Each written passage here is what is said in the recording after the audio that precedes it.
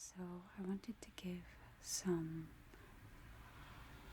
ideas to you surrounding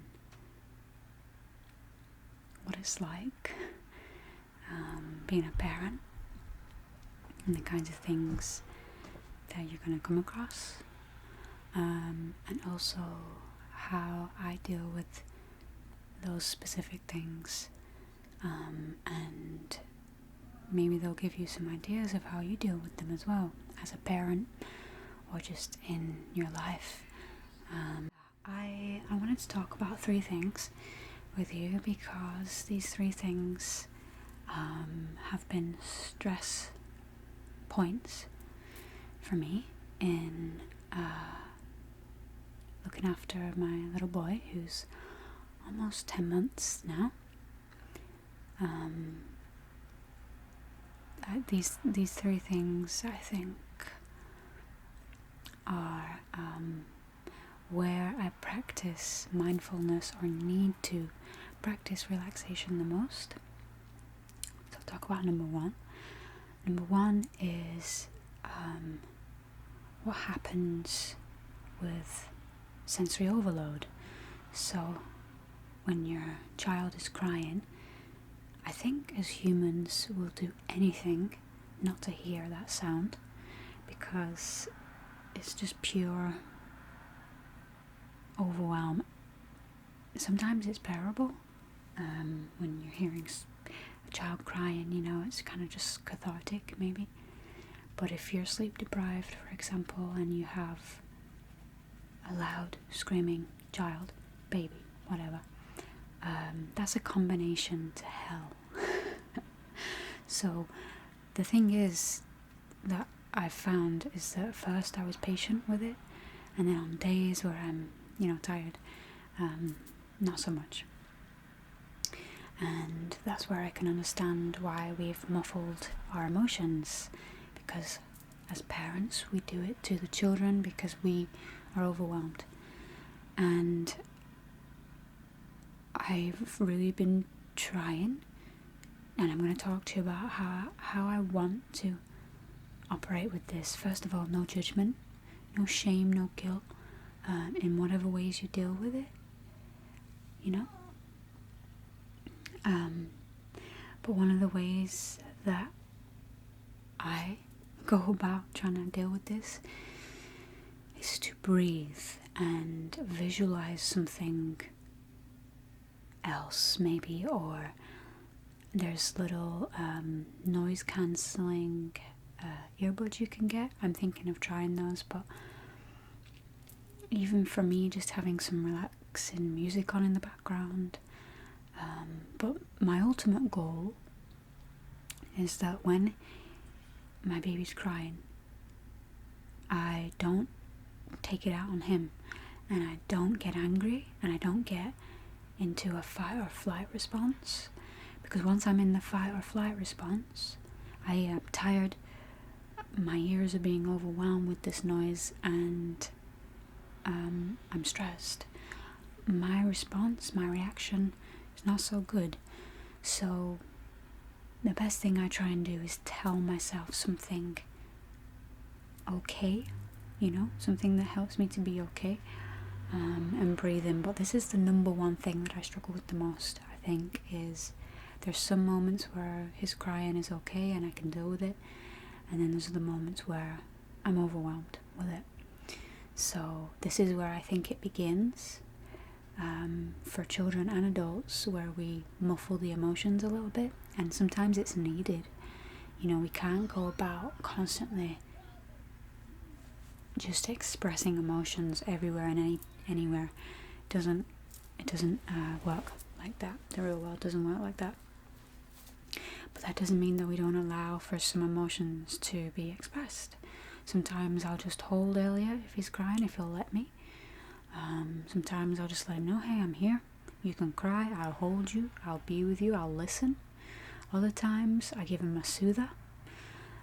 Other times I say, hey, you're okay. There's nothing bad here, and I try and explain to him what's going on. But for the most part, you can't control it. but you can control your level of vulnerability and how far you're willing to go, which may not be far sometimes. Okay, the second thing I want to mention as a parenting idea, and I'm really calling these ideas because I don't have tons of advice with some of them, but others I've found things that work. Like I say, with the crying thing, I don't have that much good advice, but those are some things. The second thing is that's brought about some stress for me is watching how rough my little one is with the cats, specifically Simba. I just get really anxious because he'll grab the cat and pull his tail and whack him and all that kind of stuff, and I found some ways to deal with it, things like showing him with his hand, like gentle, but first of all I'll say no, and he knows what no means, so don't underestimate the power of no, but he'll sometimes do it anyways. Any child will, they will test the boundaries, that's why I talked about in my first vlog here on parenting about gentle parenting and firm parenting at the same time, because you can't just have one without the other, but some situations call for more of one than the other. In this case, it's more firm. It's no, and he's learning, he's practicing, and again, it's about me most of the time. If I can find a way to not be so stressed in those moments, it helps a lot. But I get stressed thinking that he's going to really hurt the cat or the cat's going to hurt him. And the best thing I can do is, again, breathe. And just try and hold space for that learning to occur, where he's learning, he's understanding that he can't do those things, and if he's feeling the need to be aggressive, he's got underlying emotions maybe, or he's just a baby and he's just learning. So, figuring out which one it is can be helpful, and you can't always know. That's the most frustrating thing about babies, is that it's really hard to know what they want and what they need sometimes beyond their basic needs, because they're complex like we are. So the third thing is a bit more niche, a bit more of a niche way of thinking about things, and I do have a solution to go along with it because it's helped me quite a bit. So one of the things that I've started to implement now that he's getting older is I've started to see him as less as this needy child that has to have every single whim attended to. He does, but I'm going to give you an example. So for a while there, I was dealing with a bit of a stressor surrounding every time we would get changed. So when we would go and get his nappy changed, even though I'm practicing elimination communication, I can't catch all of his poos and pees. And so when I'm changing him, he started developing this habit where he would thrash around, and at first I was changing him on the floor, and when he got a bit older he started to roll over and crawl away, and obviously that's, after months of him doing that, I started to get really annoyed about it because I wasn't nipping it in the bud. Then I got a changing table and I thought, oh, this will be much better. But now he finds ways to flip over, or then he found a way to flip over and start shaking the table while I'm trying to change him. And not only do I have to clean him and put his nappy on, I also put cream on him 3 times a day because of his eczema. Anyway, the point is that at first I just let him do it. I just let him roll over, and I would just literally be trying to hold him down and play tug of war with him, and it was just like a thrashing. It was just like a game. But again, when you don't have time, or you feel like you just need him, and this is the part that's helped. I said to myself, he's almost 10 months old now. He needs to start learning responsibility, and his responsibility is to lay there. When I'm changing him, his responsibility is to lay there. Okay, that was the first thing I told myself. So he needs to learn responsibility, right? He can play afterwards, he can do all the stuff. Right now, he needs to lay there. Second thing is, even though he's crying, he's not suffering. Sometimes when I would hear his cry, especially when he was getting changed, I would think, oh, he doesn't like being manhandled, he doesn't like, I was thinking all these things. But he's not in pain, he's not suffering as far as I can tell. And again, you can't always tell, but you can basically know he's not in pain. They're not in pain. When they're just a bit bored, they just want some stimulation. So I've started giving him a spatula and a wooden spoon, and he'll bang that, and sometimes that'll keep him preoccupied. A dinosaur, I'll give him that, he can hold it, he can look at it, but sometimes he'll still sit up, look at himself in the mirror, and all that stuff. So the third thing that I found, when those two things wouldn't work, the third thing that I found that was helpful is one night before bed, I did this, I want to call it like a quantum meditation, where I looked at like my future kind of thing. And what I saw was something really good for me and Elliot in a situation where we're still full of love for each other, but we have good lives and we have just the right amount of space between us. And because I think that night I was dealing with feeling a bit claustrophobic because I'm a full-time mum, and I'm with him 24/7 pretty much. So that night I was just trying to work through what I needed, and I found like a really nice place in my mind, a relationship between me and him that felt really beautiful.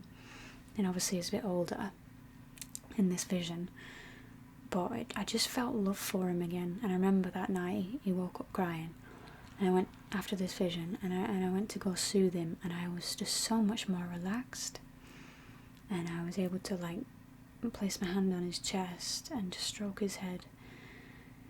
I genuinely felt a lot of love for him come through again. So this vision was really helpful in that way. But in another way, it was really helpful because the next morning, as I was changing him on the table, and he started to cry, and I started to have to hold him down, I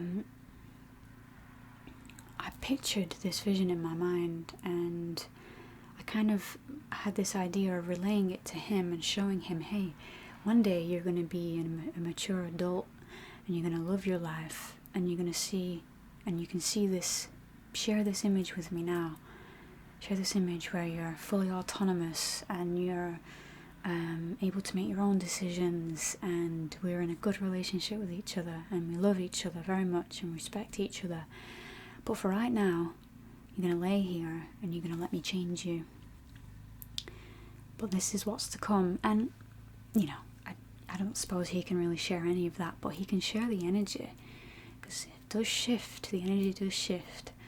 Where if I'm relaxed, and that's basically the root of all of these ideas, is that if I'm relaxed, he's relaxed. But I will say that I've had to go about finding these solutions in a bit more of a complicated way, because sometimes it's just not feasible when someone sits there and says to you, when you're relaxed, your baby will be relaxed, and that's all there is to it. It's just that simple. I've been in a room full of mothers and babies where my baby is the most energetic, and someone said that to me, and it made me feel bad. It made me feel like, oh fuck, I want to relax, I want to get there, but I can't. I'm in fight or flight or something, In those moments, putting pressure on yourself to be relaxed does not help.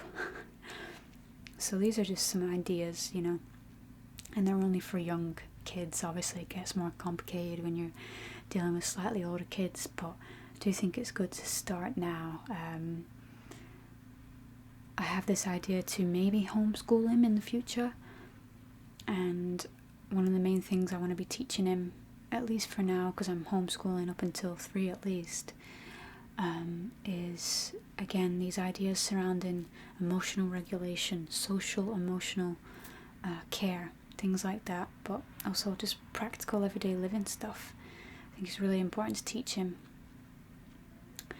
So I've been just practicing little things like helping him, holding a bottle for him, a little bottle that he can put the screw on and start to use his hands, physical, practical things.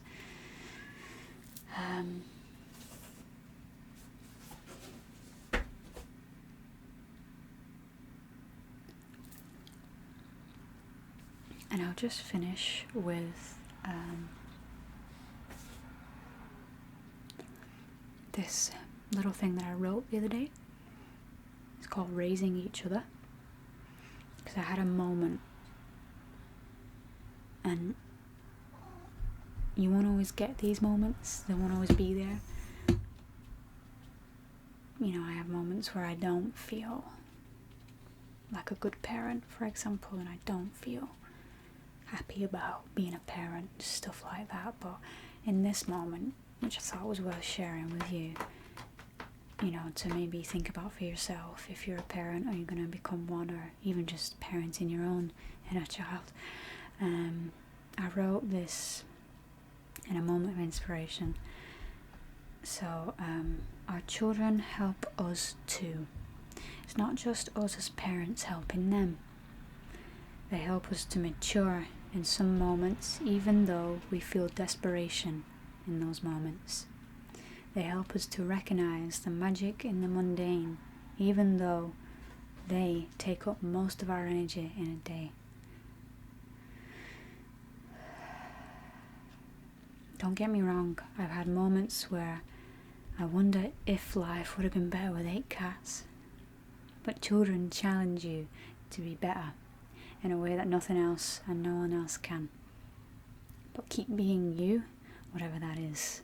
So, even though I've dedicated myself to being a full-time mum, and I want to be really good at being a wife, being a mum, I do have these moments that I try and share, where I try and just allow space for myself to express my ideas and my thoughts, and that way I keep being me.